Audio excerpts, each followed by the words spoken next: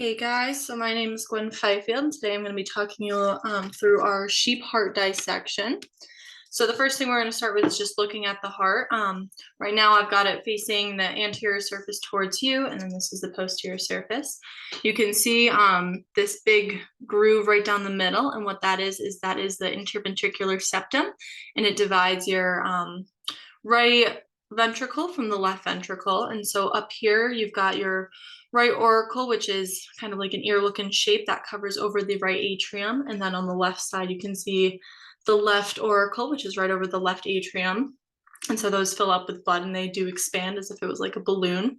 And this whole outside covering would be covered in the epicardium layer, which is the inside layer of the serous membrane that protects it in your chest. And then you can also see kind of some of these deeper coronary grooves or coronary sulcus, and that's where coronary arteries would be running around the heart.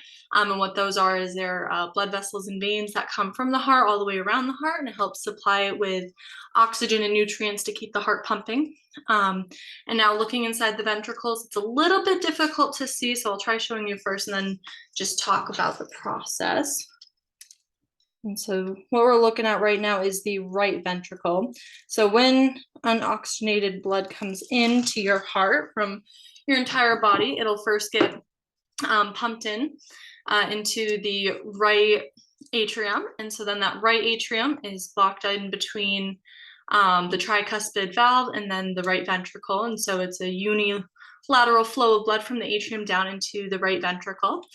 And then from that right ventricle, it will go up through the pulmonic valve into the pulmonary arteries, which go into your lungs. And so while the blood is pushing up and out through here, and it'll go into the heart and become oxygenated, and then it returns back in through the heart into your left ventricle, and that comes in through some superior and inferior vena cava veins.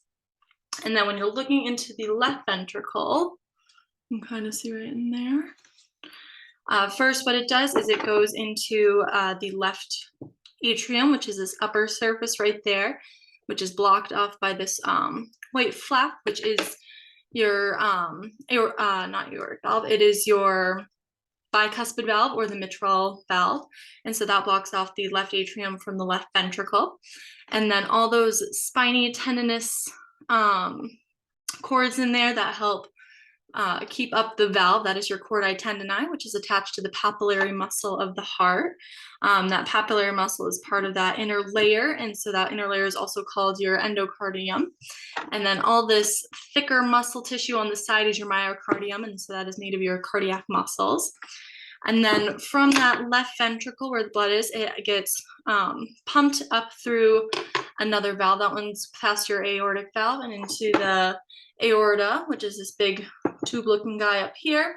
And it goes out through the rest of your body and to supply oxygenated blood to the rest of your body. And so that's a quick look at our heart dissection and a look at the in-between. If you have any questions, please leave them down below. Thanks so much.